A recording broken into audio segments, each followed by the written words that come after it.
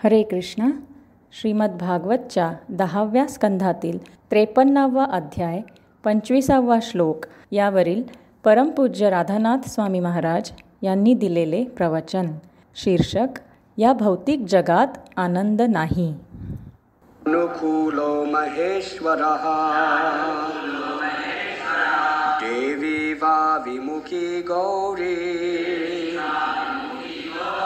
Rudrani Girija Sati दुर्भगाया who is unfortunate. दुर्भगाया जी दुर्दैवी आहे. नाही मे माझ्यासोबत धाता निर्माता ब्रह्मदेव नाही अनुकूलः अनुकूल आहेत. महाईश्वरः महान शिवशंकर देवी त्यांची पत्नी देवी वा किंवा विमुखी विमुख झाली. गौरी रुद्राणी रुद्रदेवाची पत्नी गिरिजा हिमालय पर्वतरांगांची दत्तक घेतलेली मुलगी. सती जिने आधीच्या जन्मामध्ये दक्षकन्येच्या रूपात स्वतःचे शरीर त्याग करणे निवडले.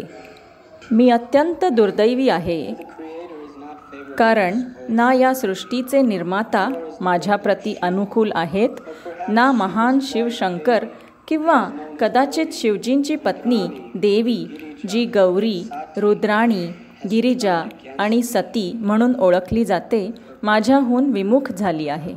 तात्पर्य: श्रील विश्वनाथ चक्रवर्ती ठाकूर सांगतात की रुक्मिणी देवीने असा विचार केला असेल की जरी श्रीकृष्णांना यावयाचे असले तरीही या सृष्टीच्या निर्मात्या ब्रह्मदेवाने त्यांना रस्त्यात थांबवले असावे, कारण ते माझ्याप्रती अनुकूल नाहीत.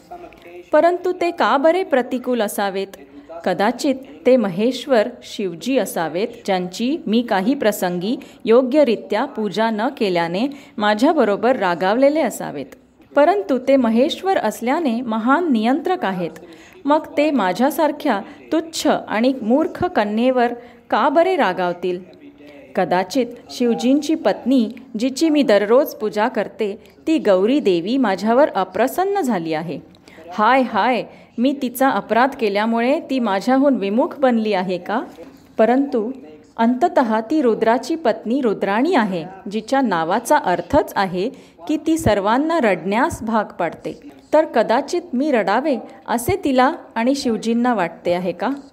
परंतु मी किती दुःखी आहे आणि माझे जीवन समाप्त करण्यास तयार आहे हे पाहून ते त्यांची मनस्थिती का बरे कोमल करीत नाहीत? त्याचे कारण गिरिजा देवी ही दत्तक घेतलेली कन्या आहे, तर ती का बरे कोमल अंतःकरणाची असेल? तिच्या सतीच्या अवतारामध्ये तिने देहत्याग केला, तर कदाचित तिला आता मीही माझा देहत्याग करावा असे वाटत असावे. अशा प्रकारे या श्लोकामध्ये दिलेल्या विविध नावांचे स्पष्टीकरण आचार्य कवितेच्या संवेदनशीलतेसह साक्षात्कारी वर्णन करतात. मी अत्यंत दुर्दैवी आहे, कारण ना या सृष्टीचे निर्माता माझ्याप्रती अनुकूल आहेत, ना महान शिवशंकर किंवा कदाचित शिवजींची पत्नी देवी जी गौरी, रुद्राणी, गिरिजा आणि सती म्हणून ओळखली जाते माझ्याहून विमुख झाली आहे. परमपुरुषोत्तम भगवान श्रीकृष्ण या संपूर्ण भौतिक अस्तित्वाचे व्यवस्थापन करतात आणि ते अशा प्रकारे त्यांच्या दिव्य लीला करतात जेणेकरून त्यांचे व त्यांच्या भक्तांमधील प्रेममय संबंध अधिक वृद्धिंगत होतील. श्री कृष्ण भावनामृताची भेट इतकी अनुपम आहे, तो इतका मौल्यवान खजिना आहे की या सृष्टीतील काहीही त्याच्याबरोबर तुलना करण्यायोग्य नाही. भौतिक प्रकृतीजवळ आपल्याला देण्यासारखे काय आहे? जन्म, मृत्यू, जरा, व्याधी आणि या विविध स्तरांवर कधी सुख असते तर कधी दुःख, कधी भौतिक भरभराटीच्या रूपात तर कधी शारीरिक आरोग्याच्या सौख्यात, ऐश्वर्य, कुटुंब, प्रसिद्धी, मित्रता, वेगवेगळी मैत्री आणि जीवलगता. आपण अशा ठिकाणी सुख आणि सुरक्षितता शोधतो जिथे वेदना आणि असुरक्षितता असणे स्वाभाविक आहे. आणि हा भौतिक प्रकृतीचा स्वभाव कधीही बदलणार नाही.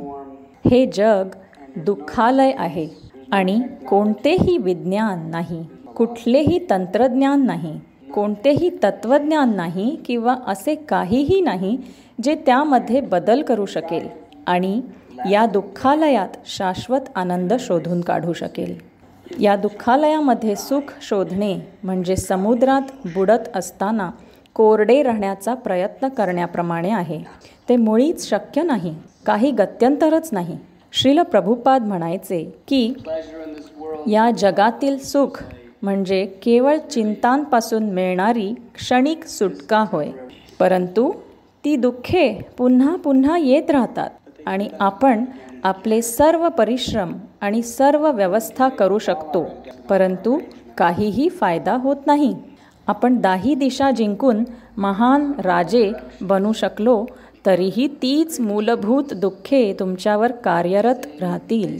तुम्ही रस्त्यावरील एखादा भिकारी असलात तरी वास्तविकतः जास्त फरक काही पडणार नाही. त्यांच्या रूपांमध्ये फरक असेल, परंतु अंततः सर्वांचे सार एकच आहे आणि ते म्हणजे सर्वांसाठी दुःख भोगणे हे समान असते. परंतु कृष्ण भावनामृत ही एक आधार पद्धती आहे ज्या योगे या भौतिक प्रकृती पलीकडेही काही आहे हे आपण जाणू शकतो आणि ते भगवंतांच्या कृपेने सर्वांकरिता उपलब्ध आहे. तसेच ज्यावेळी एखादा भक्त भौतिक अस्तित्वाच्या क्लेशांपासून मुक्त होऊ इच्छितो त्यावेळी त्या प्रयत्नांमुळे त्याची दुःखांपासून मुक्तता होईल असे नव्हे. प्रत्येकाला दुःख तर सोसावेच लागते. तुम्ही असा विचार करू नका की तुम्ही कृष्ण भावनामृताचा स्वीकार केलात अगदी कितीही गांभीर्याने म्हणून तुम्ही दुःख भोगणार नाहीत म्हणून. दुःख तर तुम्हाला भोगावे लागणारच. जोवर किंचितही देहात्मबुद्धीचा लवलेश आहे तोवर त्याला दुःख भोगणे भाग आहे. मग तो भक्त असो वा अभक्त असो वा नास्तिक असो. दुःख अपरिहार्य आहे. निराशा, शोक, विरस अटळ आहे. परंतु एक भक्त उच्च उद्दिष्टाकरिता दुःख सहन करण्यास तयार असतो. ज्याप्रमाणे औषध घेणे वेदनादायी असते आणि रोगी राहणे देखील वेदनादायी असते. जर तुम्ही आजारी असाल तर तुम्हाला वेदना होतीलच. तुम्ही त्याविषयी काही करू शकत नाही. परंतु त्या वेदनांमध्ये असताना जर तुम्ही योग्य औषध घेऊन योग्य काळजी घेतली तर त्या वेदनांमधून शुद्धीकरण होऊन त्यापासून सुटका होते. परंतु आजारी अवस्था तशीच सतत चालू ठेवलीत तर तुमचे दुःख तसेच राहील आणि ते अजून वाढत जाईल. म्हणून आपल्याला जर कृष्ण भावनामृताचे संपूर्ण जीवनभर पालन करायचे असेल तर आपण परिपक्व बनून त्याचे विश्लेषण करायला हवे. कारण कृष्ण भावनामृत ही एखादी कमी दर्जाची गोष्ट नव्हे जी काही दिवसांकरिता किंवा काही वर्षांकरिता पालन करून आपण त्यातून काही निकाल अपेक्षित करू. त्याचा निकाल हलका नसून असाधारण आणि अप्रतिम आहे. कृष्ण भावनामृत इतके मौल्यवान आहे की आपल्याला आयुष्यभर दररोज त्याचे काटेकोरपणे पालन करून स्वतःला वचनबद्ध करणे आवश्यक आहे. अगदी आमरण आणि एक भक्त बनल्यानंतर तुमच्या जीवनात तुम्हाला अनेक दुःखे, निराशा तसेच हृदयभंग करणारे प्रसंग सहन करावे लागतील. परंतु तुम्ही ही श्रद्धा बाळगणे आवश्यक आहे की हे असे एक औषध आहे की जे तुम्हाला या निरंतर भौतिक अस्तित्वाच्या तीव्र आसक्तीतून मुक्त करू शकते. आणि श्रीकृष्ण कधीकधी जेव्हा प्रत्यक्षतः व्यक्तिगत रूपात या जगात अवतरतात तेव्हा ते अद्भुत अकस्मात रूपाने भक्तांना कृष्ण भावनामृत प्रदान करतात. जसे जगाई मधाईच्या कथेमध्ये जी आपण काही दिवसांपूर्वी श्री नित्यानंद प्रभूंच्या आविर्भाव दिनी कथन केली होती. श्री चैतन्य महाप्रभू आणि नित्यानंद प्रभूंनी त्यांना सर्वोच्च मोक्ष म्हणजेच भावविभोर करणारे शुद्ध कृष्ण प्रेम एका क्षणात प्रदान केले. त्याला कृपासिद्धी म्हणतात. आपण तिची अपेक्षा करू शकत नाही. आपण सर्व साधक आहोत. आपण साधना सिद्धीचे याचक आहोत. भक्ती मार्गातील विधिविधानांचे नियमांचे श्रद्धेने आणि धैर्याने पालन करून श्री गुरु आणि श्री कृष्णांपुढे आपण स्वतःला तपस्येच्या मार्फत नम्र बनवित असतो, जेणेकरून आपण श्रीकृष्णांची कृपा प्राप्त करू आणि अशा प्रकारे आपले हळूहळू शुद्धीकरण होते. कधीकधी आपण शास्त्रामध्ये वाचतो की श्री चैतन्य महाप्रभूंनी एकदा कीर्तन चालू असताना श्रीवास ठाकूर यांच्या शिंपीला कसे ताबडतोब कृष्णप्रेम प्रदान केले. तो शिंपी वास्तविकतः एक मागासवर्गीय होता. तो सनातन धर्माचा पालनकर्ता देखील नव्हता. तो अत्यंत पतित जीव होता. त्याने चैतन्य महाप्रभूंना केवळ नृत्य करताना पाहिले, परंतु तो केवळ श्रीवास ठाकूर यांना प्रिय असल्याने त्याची एकमात्र पात्रता होती की तो श्रीवास ठाकूरांना प्रिय होता. आणि चैतन्य महाप्रभूंनी त्यांचे दिव्य स्वरूप त्वरित त्याच्या डोळ्यासमोर प्रकट केले आणि क्षणार्धात तो श्रीकृष्णांचा शुद्ध भक्त बनला आणि दिव्य आनंदाने भावविभोर होऊन अष्टमहाभाव विकार प्रकट करून नृत्य करू लागला. तसेच नारायणी जी श्रीवास ठाकूर यांची पुतणी होती आणि केवळ 4 वर्षाची बालिका होती, तिला अगदी क्वचितही भगवद्गीता किंवा श्रीमद भागवतचे तत्वज्ञान माहीत होते.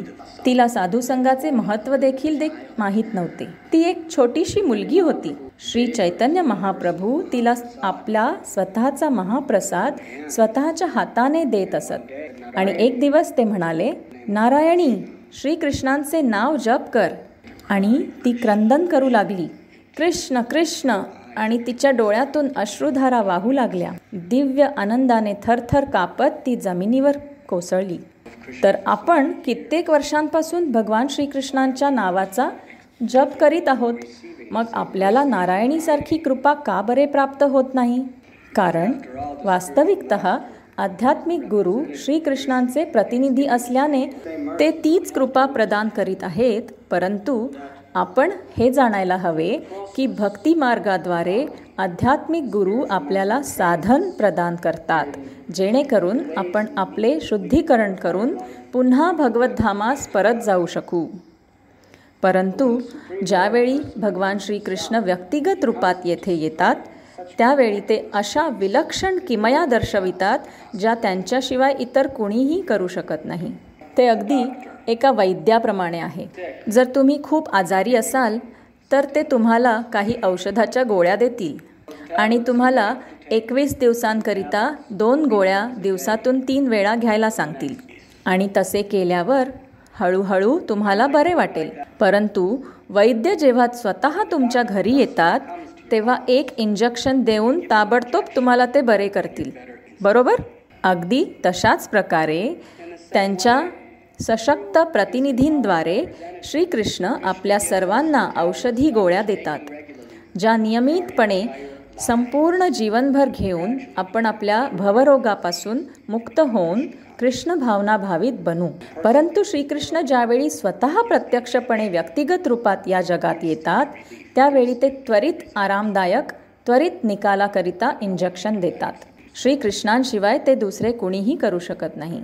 म्हणून कृष्ण भावनामृत हे एक आजीवन कार्य आहे, हे आपण जाणायला हवे. आणि त्याकरिता आमरण कार्यरत राहण्यास उत्सुक असले पाहिजे. त्या मार्गावर कोणतीही संकटे किंवा वेदना सहन करण्यास तयार असले पाहिजे. कधीही माघार घेतली नाही पाहिजे. आणि श्रीकृष्ण तुमचे अंतःकरण जाणतात. ते ज्यावेळी जाणतात की तुम्ही श्रवण आणि कीर्तनाद्वारे भक्तिमय सेवेचे औषध सतत सरावाने जीवनभर घेण्यास तयार आहात, त्यावेळी त्यांची कृपा तुमच्यावर असेल. ते हळूहळू त्यांच्या सोयीनुसार स्वतःला तुमच्यासमोर प्रकट करतील. तुमच्या सोयीनुसार नव्हे. परंतु जर त्यांनी पाहिले की आपल्याला काही कमी दर्जाचे हवे आहे, त्वरित निकाल लागणारे असे दुसरे काही पडताळायचे आहे आणि आपण त्या दुसऱ्या गोष्टींकडे वळू इच्छिता, तर श्रीकृष्ण तुम्हाला दुसरे काहीही प्रचंड प्रमाणात देतील, कारण ते पाहतात की तुम्ही इतके गंभीरपणे घेत नाही आहात. श्रीकृष्ण भावनामृत ही समर्पणाची पद्धती आहे आणि समर्पण ही काही थोड्या कालावधीकरता आणि काही अपेक्षा ठेवून केली गेलेली गोष्ट नव्हे, तर समर्पण अशी गोष्ट आहे जी तुम्ही केवळ या जीवनातच नव्हे तर निरंतर करण्यास तयार असाल. श्रीकृष्णांची कृपा प्राप्त करण्याकरिता जो भक्त पात्र ठरतो तो वास्तविकतः असे करण्यास तयार असतो. मी सदैव आपला आहे अशी शपथ तो स्वतःच्या अंतःकरणात अर्चा विग्रहांच्या उपस्थितीत तसेच गुरुदेवांच्या उपस्थितीत घेतो. केवळ या जीवनातच नव्हे तर शाश्वतपणे मला शुद्ध व्हायला अनेक जन्म लागले तरीही मी माघार घेणार नाही. मला काही क्षुल्लक गोष्टींची अपेक्षा नाही. जे लोक क्षुल्लक भौतिक गोष्टी देतात त्यांची गुरु महाराज निंदा करतात. विशेषतः भारतामध्ये आणि जगाच्या इतर प्रांतांमध्ये देखील असे कित्येक सिद्ध व्यक्ती आहेत जे निशंकपणे तुम्हाला स्पर्श केल्याविना तुमच्या दोन्ही भुवयांमध्ये तुम्हाला तेजस्वी शुभ्र प्रकाश अनुभवास आणू शकतात. अमृताचा स्वाद, स्वर्गीय वादन, मनमोहक भावनांनी तुमच्या शरीरात वर खाली संचार करणाऱ्या अनेक लहरींचा अनुभव तुम्हाला करून देऊ शकतात, परंतु ते तुम्हाला भक्ती देऊ शकत नाहीत. ते तुम्हाला कृष्णप्रेम देऊ शकत नाहीत. ते इतके क्षुल्लक नव्हे आणि म्हणूनच आपल्याला सिद्धींचा अनुभव नको, तर आपल्याला नित्य सेवा हवी आहे. अशा सिद्धी असलेल्या योग्य सिद्ध योग्याकडे गेल्यावर त्या शक्तींचा अनुभव भगवान श्रीकृष्ण अगदी सहजपणे प्रदान करतात. त्यासाठी योग्यता जरुरी नव्हे, परंतु तुम्हाला शाश्वत नित्य सेवा हवी असेल तर तुम्हाला त्याची किंमत द्यावी लागेल आणि ती म्हणजे ते मिळवण्यासाठी आपले जीवन सदैव समर्पित करण्यास तयार असणे, त्याकरिता काहीही करण्यास तयार असणे, त्याकरिता काहीही सहन करणे आणि श्रीकृष्ण परम नियंत्रक आहेत हे स्वीकारणे, तसेच त्यांच्या प्रती आदानप्रदान कोणत्याही प्रकारे करण्यास तयार असणे. जीवनातील कुठल्याही परिस्थितीत मी त्यांची सेवा करीन या चेतनेच्या स्तरावर जोवर आपण येत नाही तोवर खरी भक्ती आपणास प्राप्त होऊ शकत नाही. इथे आपण पाहतो रुक्मिणी देवी साक्षात भाग्यदेवी आहे आणि एका अत्यंत सुंदर तरुणीच्या रूपात अवतरली आहे. आणि आपण या लीलेत हे समजायला हवे की भगवान श्रीकृष्णांची योगमाया शक्ती स्वतः भाग्यदेवीचे ही अच्युत ज्ञान झाकते, जेणेकरून त्यांच्या प्रेमाचा महाभाव वृद्धिंगत होईल. हे जाणण्याचा प्रयत्न करा. ज्यावेळी भक्त ही लीला वाचतात त्यावेळी त्यांचे हृदय क्रंदन करते. रुक्मिणी देवी या बिकट परिस्थितीतून का बरे जात आहे? आता ती केवळ एखाद्या रंगमंचावरील अभिनेत्रीप्रमाणे अभिनय करत आहे असे नव्हे. तुम्ही जर एखादा चित्रपट पाहण्यास गेलात आणि एखादी स्त्री तिच्या प्रियकराच्या विरहामध्ये रडत असेल तर तिला पाहून तुमच्या पुढे मांडलेल्या या वेड्या सोंगामुळे पूर्णपणे भ्रमित होऊन तुम्ही कदाचित रडालही, परंतु वास्तविकतः त्या अभिनेत्रीला कदाचित त्या व्यक्तीशी काहीही घेणे देणे नसेल ज्याच्यासाठी ती रडतीये. ती कदाचित त्याचा तिरस्कार देखील करीत असेल, जी भौतिक जगातील कित्येक लोकांची गोष्ट असते, परंतु ती त्याच्यासाठी खोटे खोटे रडत आहे. एक तर ते किंवा ती विरहामध्ये रडत आहे कारण तिला माहीत आहे की या अभिनय केल्यानंतर मला अवैध संग करायचा आहे.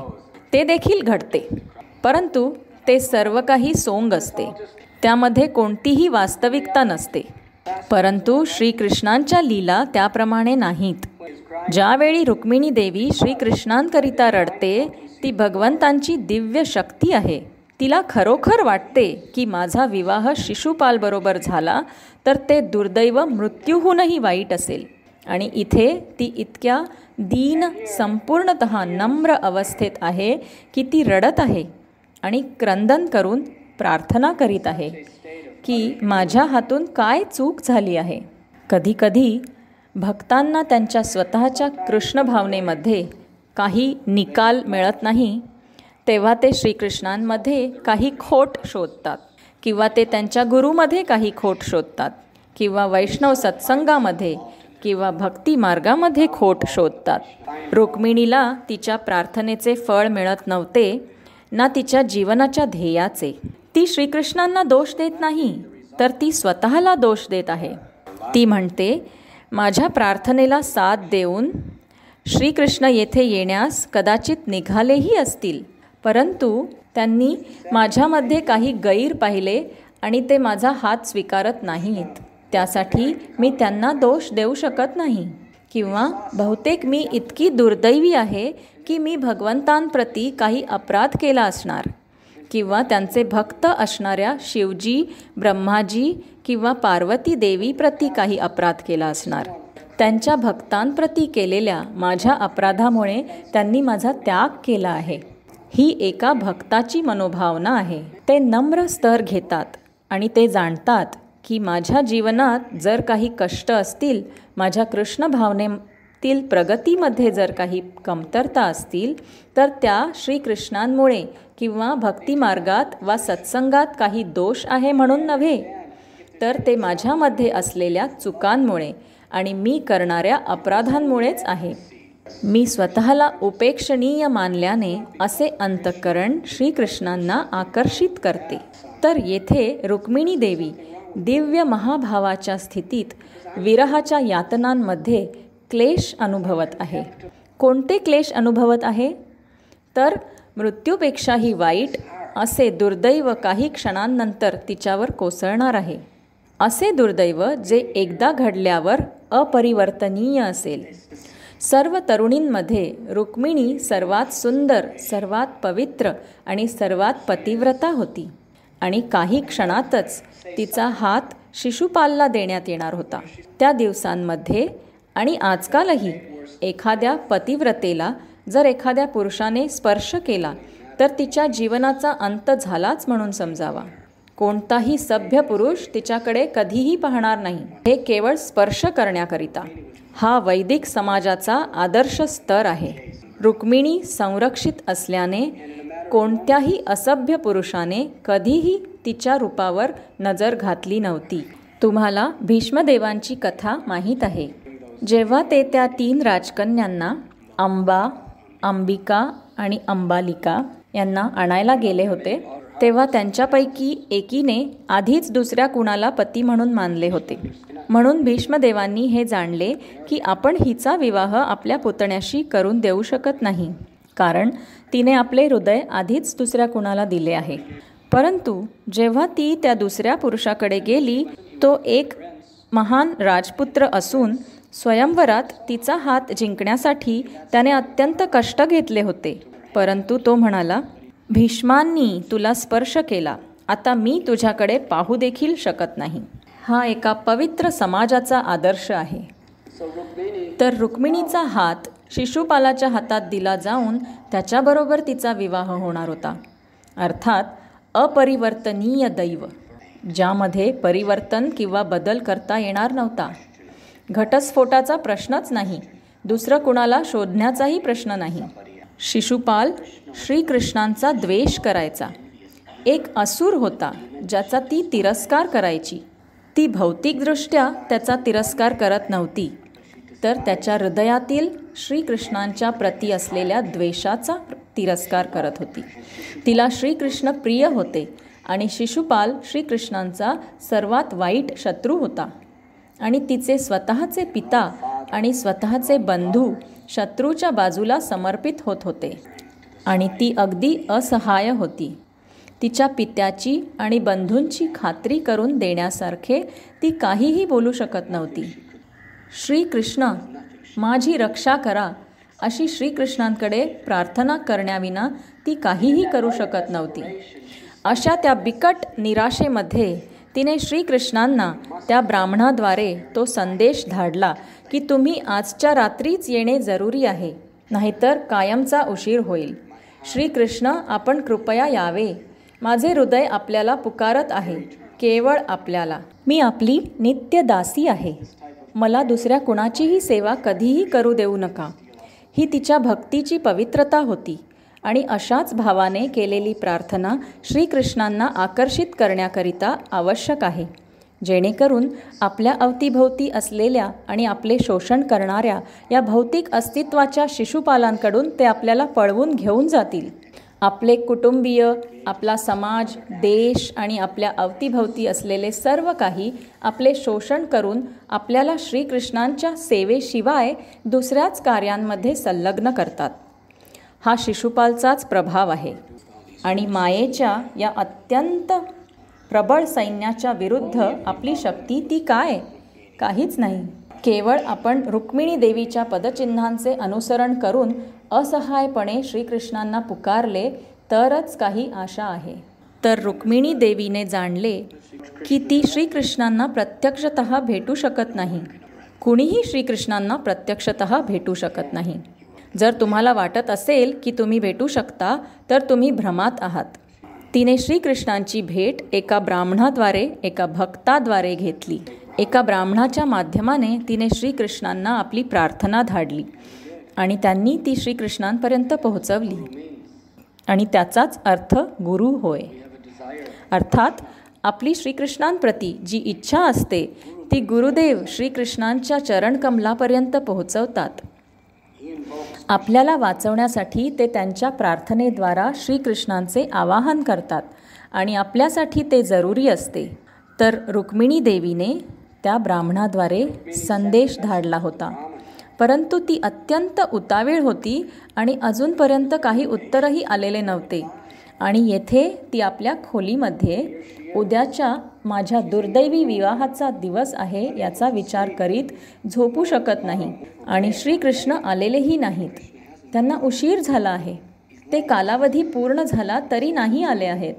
कदाचित ते येणारच नाहीत का? कदाचित मी काही अपराध केला असावा. कदाचित मी अगदी दूषित आहे आणि श्रीकृष्णांना माझ्याशी काहीही घेणे देणे नाही.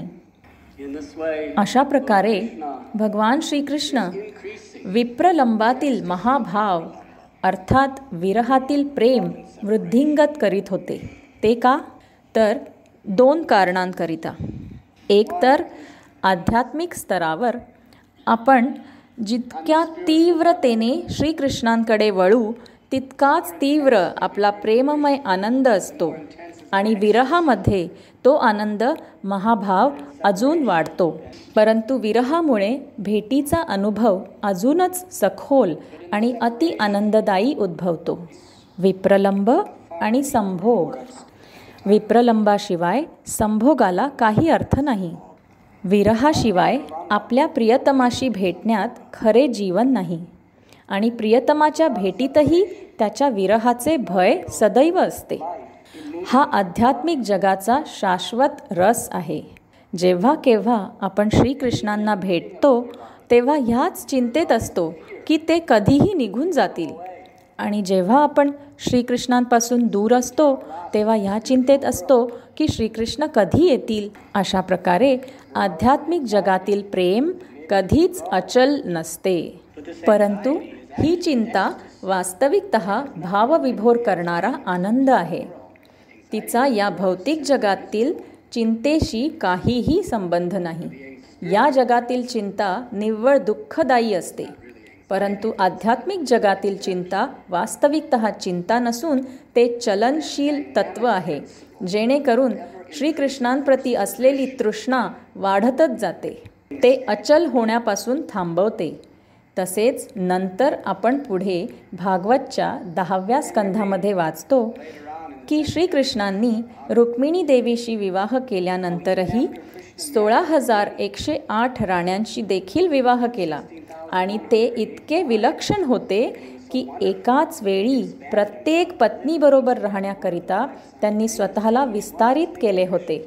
आणि इतकेच नव्हे तर प्रत्येकीला श्रीकृष्ण केवळ माझ्याबरोबरच सदैव असतात असे वाटायचे. परंतु तरी देखील सनातन गोस्वामी वर्णन करतात की त्या सर्वजणी सदैव चिंताग्रस्त असायच्या की ब्रजगोपींचे श्रीकृष्णांवर किती प्रेम आहे ते आम्हाला माहीत आहे.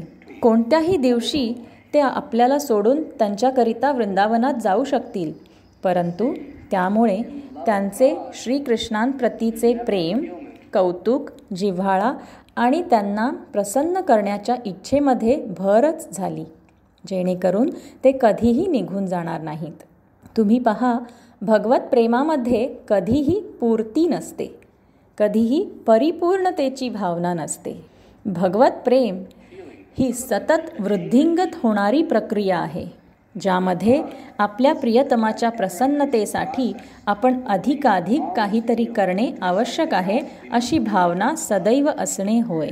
आणि श्रीकृष्ण त्यांच्या कृपेने अशी परिस्थिती घडवून आणतात. आध्यात्मिक जगात प्रत्येकजण समाधानाच्या प्रेममय आनंदात असतो, परंतु आत्मसंतुष्टतेच्या समाधानात नव्हे तर असंतुष्टतेच्या समाधानात. कारण आपण सदैव काहीतरी अधिकाधिक करू इच्छितो, नाहीतर श्रीकृष्ण आपल्याला सोडून जातील, कारण ते स्वच्छंद आणि स्वराट आहेत. नक्कीच एका भक्ताला माहीत असते की श्रीकृष्ण त्याला कधीच सोडून जाणार नाहीत, तरीही त्याच वेळी श्रीकृष्ण ते प्रेम अजून वृद्धिंगत करण्याकरिता अशी चेतना निर्माण करतात. तर याचे सुंदर उदाहरण आपल्याला येथे आढळते की कशा प्रकारे श्रीकृष्ण रुक्मिणी देवीला अगदी अंतिम क्षणापर्यंत अपेक्षेत ठेवत आहेत. खरं तर दुसऱ्या दिवशी सकाळी जेव्हा ती भवानी मंदिरातून बाहेर आली आणि विवाहाचा मुहूर्त सुरूच होणार होता, शिशुपाल तिच्याहून काही अंतरावरच असून जरासंध, शल्य आणि जगातील इतर अनेक असुरांनी घेरावलेला होता. ते सर्व त्यांचे संरक्षण करायला तिथे आलेले असून हे जाणून की श्रीकृष्ण तेथे येऊ शकतील आणि तिला अपहरण करून घेऊन जाऊ शकतील, म्हणून शिशुपालचे लग्न रुक्मिणीबरोबर व्हावे याची खात्री करायला सगळे तेथे उपस्थित होते. आणि तो विधी पूर्ण व्हायच्या काही क्षणांचाच अवधी बाकी होता की श्रीकृष्ण तेथे अचानक अवतरित झाले आणि त्यांनी रुक्मिणी देवीला हाताने धरून आपल्या रथावर स्थानायमान केले आणि तिला रथ चालवून घेऊन गेले, तेही सर्व विरोधी बळांना हरवून. तर श्रीकृष्णांना आपल्या भक्तांना अशा हताश परिस्थितींमध्ये घालणे आवडते आणि जर ते त्यांच्या शाश्वत पत्नीबरोबर म्हणजेच रुक्मिणी देवीबरोबर असे करतात तर आपल्या सर्वांबरोबरही नक्कीच करणार. तुम्हाला अंतिम क्षणापर्यंत, अगदी सर्वात निराशाजनक क्षणापर्यंत प्रार्थना करावी लागेल. मगच श्रीकृष्ण येतील आणि माझ्या रथावर ये म्हणतील. परंतु ते असे तेव्हाच करतील जेव्हा मायेने तुम्हाला प्रस्तुत केलेल्या कोणत्याही गोष्टींकरता तुमच्याकडे निराशा असेल. जगातील सर्व संधी ज्या भौतिक सुखभोगाची हूल देऊन आपले लक्ष श्रीकृष्णांपासून दूर घेऊन जातात, त्यांच्याकडे तशाच रीतीने पाहायला हवे ज्याप्रमाणे रुक्मिणी देवीने शिशुपालाकडे पाहिले. हे आपण जाणायला हवे. श्रीकृष्णांच्या सेवेखेरीज इतर अनेकानेक संधींनी तसेच अनेक पर्यायांनी भौतिक प्रकृती आपल्याला मोहित करण्याचा प्रयत्न करेल आणि जर आपण त्यापैकी कोणत्याही प्रलोभनांकडे आकर्षित झालो तर आपण शिशुपालकडे आकर्षित झालेलो आहोत. जर रुक्मिणी देवीचा तसा शिशुपालकडे कल असता तर तुम्हाला वाटते का की ते आले असते आणि तिच्याकरिता पूर्ण युद्ध केले असते? त्यांनी तसे केले कारण तिचा त्याच्याकडे मुळीच कल नव्हता. ती प्रार्थना करीत होती, हे श्रीकृष्ण, मला या सर्वातून बाहेर काढा. आपली जेव्हा अशी चेतना असते तेव्हाच श्रीकृष्ण आपल्याला या सर्व शिशुपालांपासून दूर घेऊन जातील. तर या सर्व भौतिक प्रलोभनांपासून विरक्त होण्याकरिता आपण दृढ इच्छा करून तशी प्रार्थना करायला हवी. आपण श्रीकृष्णांकडे तशीच प्रार्थना करायला हवी. या सर्वांपासून मला दूर घेऊन जा, माझी चेतना हरवून घ्या. केवळ तुमच्याकरिताच माझे अंतःकरण हरण करा. श्रीकृष्ण हरी आहेत. रुक्मिणी देवींनी त्यांच्याकडे प्रार्थना केली आणि श्रीकृष्णांनी त्यांचे हरण केले. ती म्हणाली, भगवंता श्रीकृष्णा, मी तुमची पत्नी होण्याची एकच आशा आहे, ती म्हणजे आपण राक्षस विवाह केला तर. राक्षस विवाह अर्थात सर्व नियमांचा त्याग करून केवळ तेथे येऊन हरण करणे. ती अत्यंत श्रेष्ठ, कुलीन, परम संस्कृत व्यक्तिमत्व असूनही तिने श्रीकृष्णांना राक्षसाप्रमाणे तिला पळवून घेऊन जाण्यास सांगितले आहे. तिने आपल्या कुळ प्रतिष्ठेचा विचार केला नाही. तिने केवळ श्रीकृष्णांना प्रसन्न करण्याचा विचार केला. आणि हे तुम्ही जाणून घ्यावे की तिला श्रीकृष्णांबरोबर विवाह करायचा होता, ते श्रीकृष्णांबरोबर उपभोग घेण्याकरिता नव्हे. तिला श्रीकृष्णांबरोबर विवाह केवळ एका कारणासाठी करायचा होता, आणि ते म्हणजे तिला तिचे तन, मन, वाचा आणि जीवन श्रीकृष्णांच्या सेवेकरिताच अर्पण करायचे होते. या भौतिक जगात प्रणय हे शोषण आहे आणि त्याखेरीज आणखी काहीही नाही. श्रीकृष्णांच्या सेवेविना ते अगदी किळसवाणे आहे. आपले जीवन केवळ श्रीकृष्णांनीच उपभोगावे अशी तिची इच्छा होती, आणि त्यासाठीच ती श्रीकृष्णांकडे प्रार्थना करीत होती की माझे जीवन तुमच्या प्रसन्नतेकरिता स्वीकारावे. मी ते दुसऱ्या कुणालाही देऊ शकत नाही. काही प्रश्न आहेत का? प्रश्न: महाराज, आपण म्हणालात की भगवान चैतन्य महाप्रभू आणि श्रीकृष्ण स्वतः येतात तेव्हा त्यांची कृपा एका इंजेक्शनप्रमाणे असते, परंतु आपल्या शिकवणीप्रमाणे कलियुगात श्रीकृष्ण आपल्या हरिनामाच्या रूपात येतात, हो ना? मग आम्ही यातील साम्य कसे पडताळू शकतो? हरिनाम देखील किमया करू शकते का? महाराजांचे उत्तर: होय. गोळ्या किमया करू शकत नाहीत का? समान परिणाम साध्य होतो. गोळी देखील तीच किमया इंजेक्शनप्रमाणे घडवून आणू शकते, केवळ अधिक काळ आणि थोडा धीर लागतो. हरिनाम त्या औषधी गोळ्यांप्रमाणे आहे. हरिनाम श्रीकृष्णच आहेत आणि ते अशा प्रकारे कार्य करते की श्रद्धापूर्वक आजीवन हरिनामाचा जप केल्याने आपले शुद्धीकरण होते आणि आपल्याला शुद्ध कृष्ण प्रेमाची कृपा प्राप्त होते. जेव्हा श्री चैतन्य महाप्रभू आले तेव्हा त्यांनी तेच प्रदान केले. त्यात काहीही अंतर नाही. त्यांनी ते क्षणार्धात प्रदान केले आणि म्हणून ते युगावतार आहेत. आणि ते केवळ युगावतारच नाहीत, तर प्रत्येक कलियुगात भगवान चैतन्य महाप्रभू येतात. परंतु ब्रह्मदेवाच्या एका दिवसात केवळ एकदाच श्री राधा आणि श्रीकृष्ण स्वतः भगवान चैतन्य महाप्रभूंच्या रूपात येतात. प्रत्येक कलियुगात भगवान चैतन्य महाप्रभू युगावतार म्हणून येतात, परंतु ब्रह्मदेवाच्या एका दिवसात केवळ एकदाच स्वयं श्री राधा आणि श्रीकृष्ण त्या दिव्य अवतारात मूळ स्वरूपात प्रकट होतात, नाहीतर तो अवतार असतो. त्याचप्रमाणे श्रीकृष्ण प्रत्येक द्वापार युगाच्या शेवटी ब्रह्मदेवाच्या दिवसातून एकदा अवतरतात, परंतु परमपुरुषोत्तम भगवान त्याच वेळी येतात ज्यावेळी अवताराची वेळ होते, आणि ती चैतन्य महाप्रभू येण्याच्या वेळेत मिश्र होते. युगावतार एक अवतार आहेत, परंतु हा ठराविक अवतार स्वयं मूळचे परमपुरुषोत्तम भगवान असतात, जे चैतन्य महाप्रभू बनून आले आहेत. किती दुर्मिळ!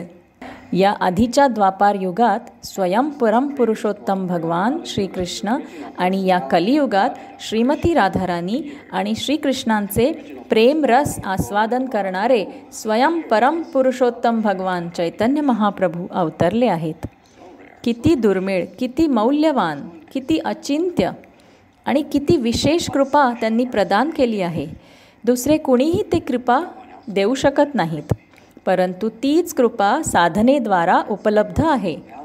ते वैयक्तिक रूपात येतात तेव्हा कृपासिद्धी प्रदान करतात, परंतु जेव्हा ते त्यांच्या उपदेशांच्या माध्यमातून येतात, त्यांच्या हरिनामाच्या रूपात येतात, तेव्हा साधना सिद्धी प्रदान करतात. आपण हरिनामाचा जप निरंतर आजीवन करायला हवा, जेणेकरून आपण पवित्र होऊन जगाई मधाईप्रमाणेच ध्येय प्राप्त करू. परंतु जगाई मधाईंनी तर हरिनाम देखील घेतले नव्हते. श्रीकृष्णांनी पूर्णतः त्यांच्यामध्ये हस्तक्षेप करून प्रत्यक्षतः सक्तीने त्यांना कृष्ण प्रेम प्रदान केले. होय, अचिंत्य भेद अभेद, हे नाव श्री चैतन्य महाप्रभूंशी निरपेक्षतः एकमेव आहे. परंतु तेच व्यक्तिमत्व एक भिन्न लीला करते जेव्हा ते वर्तमानात स्वयं रूपात हरिनामाचा प्रचार करण्याकरिता येते. आपल्याला समजले का? हरिनामाच्या रूपात आपल्याला त्यांचा संपूर्ण आश्रय घ्यायला हवा, जेणेकरून आपल्याला पूर्ण निकाल प्राप्त होईल. जरी भगवान चैतन्य महाप्रभू त्याच नामामध्ये आहेत, तरीही तुम्हाला पूर्णतः त्या नामाचा आश्रय घ्यायला हवा. परंतु ते जेव्हा व्यक्तिशः आले तेव्हा पूर्णपणे लोकांना तो आश्रय घेण्यास प्रवृत्त करीत होते. ते स्वतःचा आश्रय उदारपणे देत होते. ते असे का करतात? तर आपली हृदये आकर्षित करण्याकरिता. अंततः तुमच्या प्रश्नाचं उत्तर असं आहे की ते हरिनामाहून अभिन्न आहेत आणि ती त्यांची स्वतंत्र इच्छा असल्याने दुसऱ्या कोणत्याही प्रकारे आपण जाणू शकणे शक्य नाही. ते तुम्हाला इंजेक्शन देतील की गोळी देतील, ती त्यांची स्वतंत्र मधुर इच्छा आहे. तुम्ही आजीवन या प्रक्रियेचा सराव करावा असे त्यांना वाटते की तुम्हाला ते ताबडतोब कृपा प्रदान करतील, ही त्यांची स्वतंत्र मधुर इच्छा आहे. आणि ते परमपुरुषोत्तम भगवान असल्याने, स्वराट असल्याने त्यांना तो विशेष हक्क आहे. प्रश्न: या भौतिक जगात लोक इतके भ्रष्टाचारी आणि स्वार्थी असतात की एखादा भक्त जर त्याचे कर्तव्य पालन करताना भक्ती मार्गातील विधिविधानांचे पालन करण्याचा प्रयत्न करीत असेल तर तो जाणतो की कित्येक लोक त्याचे वैरी बनू शकतात आणि तसे होतानाही तो अवतीभवती पाहतो आणि अशा प्रकारे त्याच्या सभोवती ती एक वास्तविक भयानक आणि विध्वंसक परिस्थिती निर्माण होते. मग त्याला खरं पाहिलं तर एकटं पडल्यासारखं होतं, कारण त्याचा व्यवहार शुद्ध असतो, त्याची कार्ये शुद्ध असतात, ज्यामुळे जे भ्रष्टाचारी आणि स्वार्थी असतात ते त्याच्या अगदी विरुद्ध होतात. तर अशा परिस्थितीमध्ये भक्त अशा प्रकारे श्रीकृष्णांना प्रार्थना करू शकतो का की माझ्या प्रिय भगवंता, कृपया मला वाचवा? की त्याने असे म्हणायला हवे की जशी तुमची इच्छा भगवंता? महाराजांचे उत्तर: दोन्ही. तुम्ही अशी प्रार्थना करायला हवी की माझ्या प्रिय भगवंता, जर तुमची इच्छा असेल तर कृपया मला वाचवा. परंतु तुम्ही कृष्ण भावनेमध्ये गंभीर आहात की नाही याची ती कसोटी आहे. भौतिकवादी लोकांकडून झिडकारल्याने होणाऱ्या यातना सहन करण्यास तुम्ही तयार आहात की नाही? आता जर तुम्ही तुमच्या हृदयात त्या यातनांचे ओझे सहन करण्यास तयार नसाल तर तुम्ही श्रीकृष्णांची कृपा प्राप्त करण्यास अजून योग्य नाही झाले आहात. जेव्हा आपले सर्व भौतिकवादी संगी आपली निंदा करतात तेव्हा आपल्याला आनंद व्हायला हवा.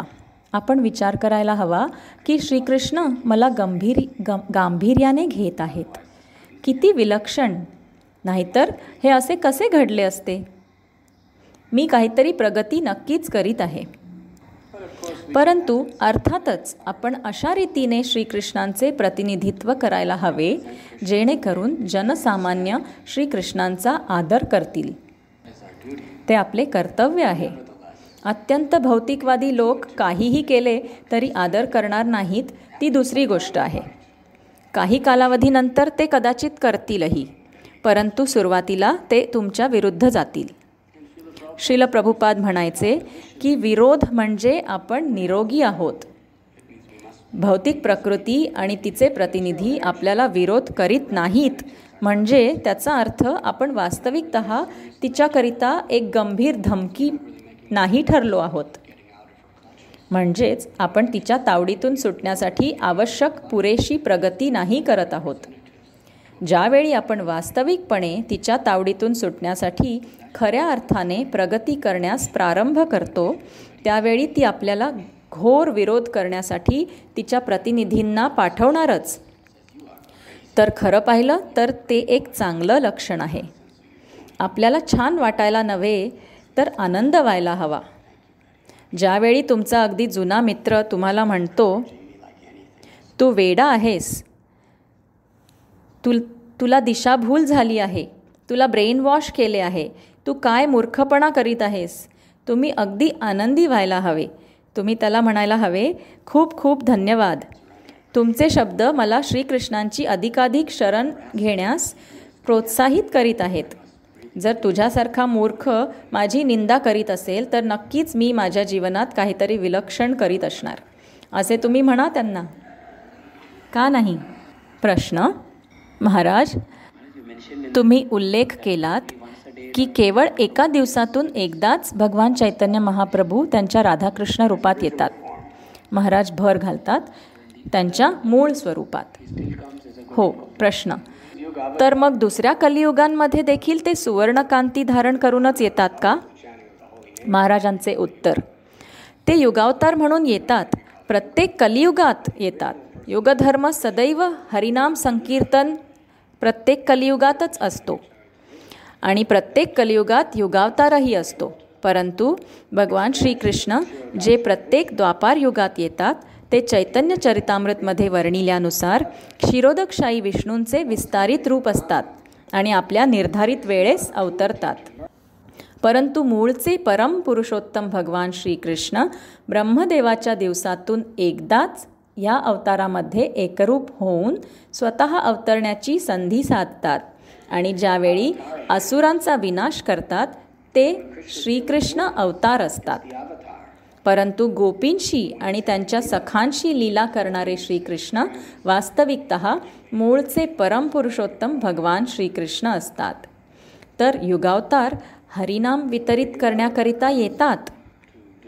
प्रत्येक कलियुगामध्ये ते हरिनाम वितरित करण्याकरिता येतात.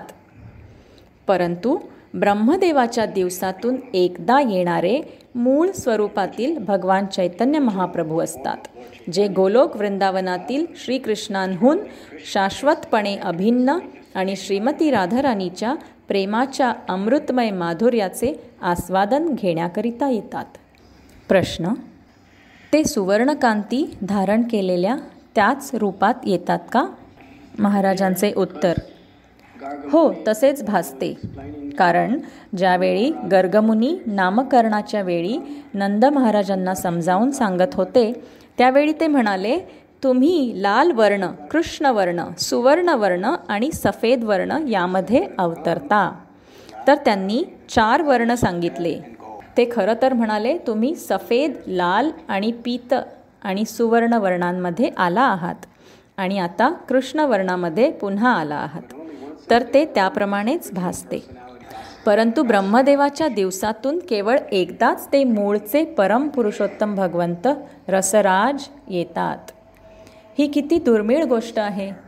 आणि ते स्वयं भगवान चैतन्य महाप्रभू ज्यांची आपण आराधना करीत आहोत आणि आपले जीवन अर्पण करीत आहोत, आणि तेच श्रीकृष्ण ज्यांची आपण अर्चना करीत आहोत आणि आपले जीवन अर्पण करीत आहोत. तुम्ही पहा, प्रत्येक द्वापार युगामध्ये भगवंत धर्माची पुनर्स्थापना करण्याकरिता, असुरांचा विनाश करण्याकरिता आणि भक्तांची रक्षा करण्याकरिता येतात.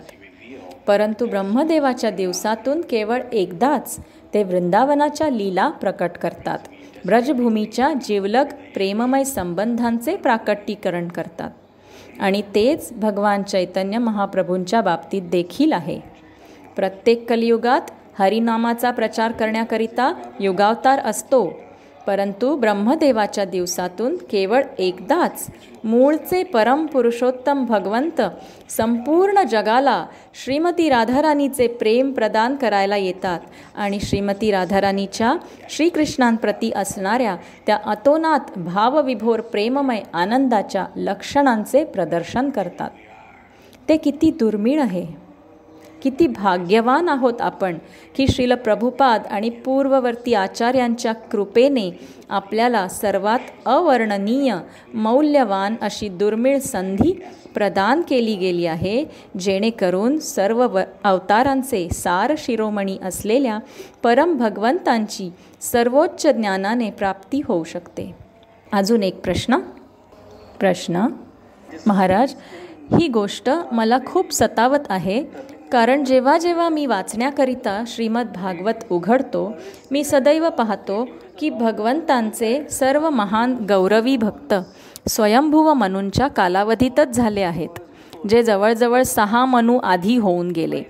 तर मला विचारायचे होते की वर्तमान 7व्या मनूंच्या कालावधीतील भक्तांचा गौरव न करता स्वयंभुव मनूंच्या काळातील ध्रुव महाराज, पृथू महाराज, प्रियव्रत महाराज यांचा गौरव केलेला आढळतो, परंतु 7व्या वैवस्वत मनूंचा सध्या कालावधी चालू आहे. तर असे का बरे? महाराजांचे उत्तर: तर सर्व काही स्वयंभू मनूंच्या काळातीलच आहे असे मुळीच नव्हे. तो काळ नक्कीच अत्यंत धार्मिक आणि पुण्यवान होता, परंतु श्रीमद भागवतमध्ये अनेकानेक गोष्टी आहेत ज्या इतर मनूंच्या काळात देखील घडलेल्या आहेत. विविध अवतार, विविध भक्त, परंतु शुकदेव गोस्वामी त्रिकालज्ञ आहेत. ते भूतकाळ, वर्तमान काळ तसेच भविष्यकाळ जाणण्यास सक्षम आहेत. ते एक दिव्य व्यक्ती आहेत आणि म्हणूनच ते सर्वात महत्त्वपूर्ण गोष्टीच केवळ निवडून सांगत आहेत, जेणेकरून आपल्या जीवनात शुद्ध भक्तिमय सेवेची जागृती होईल. आणि स्वयंभुव मनूंच्या काळात अशा महान व्यक्ती अनेक होत्या ज्यांच्याविषयी आपण ऐकतो. त्यांना असे वाटते की आपल्या कृष्ण भावनेच्या शुद्धीकरणासाठी त्यामधील अनेक गोष्टी आपल्याला सांगणे अनुकूल आहे, परंतु वास्तविकतः काही हरकत नाही. सनातन धर्म शाश्वत आहे. ते कधी घडले हे महत्त्वाचे नाही, तर काय घडले हे जास्त महत्त्वाचे आहे. ध्रुव महाराज, प्रल्हाद महाराज किंवा अंबरीश महाराज वास्तविकतः कधी अवतरले हे महत्त्वाचे नाही, तुम्ही हे म्हणत आहात. परंतु श्रीमद भागवतामध्ये 10वा स्कंध जो सर्वात मोठा आहे, त्यामध्ये त्यांनी श्रीकृष्णांच्या सर्व भक्तांचे वर्णन केले आहे, जे वृंदावन, मथुरा आणि द्वारकेमध्ये होते. ते तर स्वयंभुव मनूंच्या काळात नव्हते. त्यामुळे सर्वाधिक गोष्टी केवळ स्वयंभुव मनूंच्या काळातून आहेत हे तुम्ही कसे काय म्हणू शकता?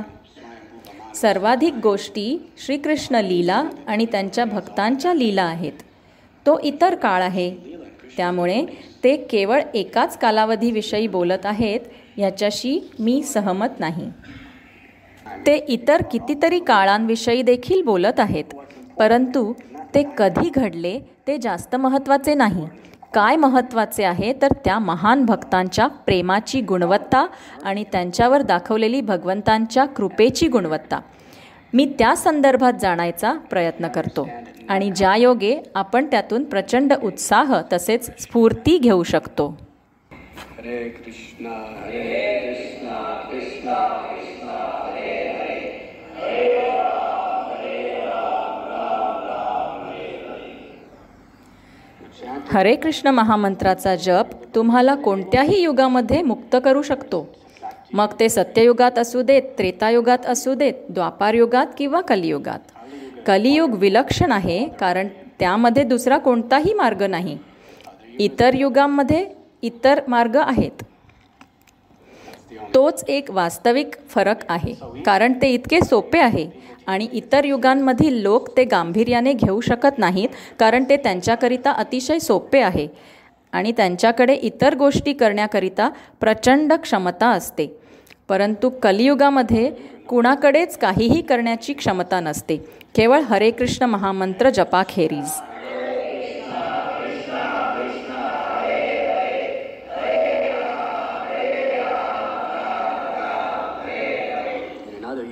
इतर युगांमध्ये भौतिक गोष्टी इतक्या छान असतात, लोक त्यांचे ध्यान वगैरे करतात आणि त्यांना भौतिक जगातून बाहेर जाण्याची खरोखरच इतकी प्रेरणा नसते. मला आठवते, एक भक्त हवाईला गेले आणि म्हणाले, तिथे इतके स्वर्गीय आणि निसर्गरम्य असते. ते ब्रह्मचार्यांना सांगत होते, तेही न्यू वृंदावनमध्ये हिवाळ्यामध्ये असताना, जेव्हा तापमान -20 डिग्री असते. तेथे थंड बर्फ, गार वारे, आंघोळ करायला बर्फाचे पाणी, पुरेसे अन्न नाही, पुरेसे काहीच नाही. कोणाकडे एखादी गोधडी देखील नव्हती झोपायला. महिने तुम्हाला रात्रभर केवळ कुडकुडत राहावे लागते. आकाशात सूर्य देखील दिसत नसे. दिसायचे ते केवळ काळेभोर ढग. कधीकधी ते थोडे इतर वेळांपेक्षा फिक्के दिसायचे. त्यावेळी दिवस आहे असे समजायचे. कोणी एक भक्त तेथे आले आणि ज्या ठिकाणी वर्षातून त्यावेळी झाडावर एकही पान नव्हते तेथे आम्हा सर्वांना ते हवाईबद्दल सांगत होते. हवाईचा समुद्र किती उबदार आणि छान आहे. सुंदर फळे सगळीकडे येतात जी आम्ही खातो आणि कोमट पाणी किती छान. सर्वजण तिथे किती आनंदी आहेत, कारण तिथे कधीच खूप गरमी नसते किंवा खूप थंडी नसते. ज्यावेळी पाऊस पडतो तो अगदी मध्यम आणि संपूर्णपणे तुम्हाला ताजेतवाने करतो. आणि तुमच्याकडे पैसे असण्याचीही गरज नाही. तुम्ही केवळ बाहेर जा आणि अननस, केळी, नारळ, आंबे, पपई केवळ गोळा करा. ते सर्व ठिकाणी पिकतात. सुंदर मनमोहक सुवास सर्वत्र दरवळत असतो. सगळीकडे सुंदर फुले असतात. ते कसे एक स्वर्गीय ठिकाण आहे त्याबद्दल ते आम्हाला सांगत होते. आणि आम्ही सगळे थंडीने कुडकुडत होतो. आम्ही सर्व रोगी स्वास्थ्यात होतो. आणि तरीही हवाईबद्दल विचार करून आम्हाला नरकापेक्षाही वाईट वाटत होते. किती नारकीय ठिकाण. तुम्ही श्रीकृष्णांचे नाव तीव्रतेने कसे पुकारू शकता अशा ठिकाणी? येथे आमच्याकडे आहे ते केवळ हरे कृष्णा कृष्णा कृष्णा हरे हरे, हरे राम राम राम. त्यापासून दुर्लक्ष होण्याकरता इतर काहीही नाही.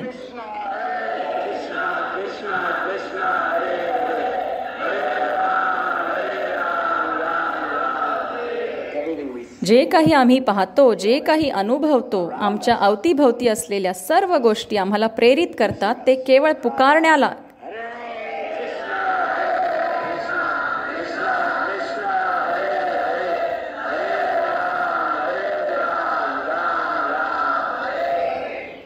आम्ही त्याला सांगितले, तुम्ही तुमच्या स्वर्गामध्ये परत जाऊ शकता. आम्ही येथेच राहू. हे आध्यात्मिक जग आहे.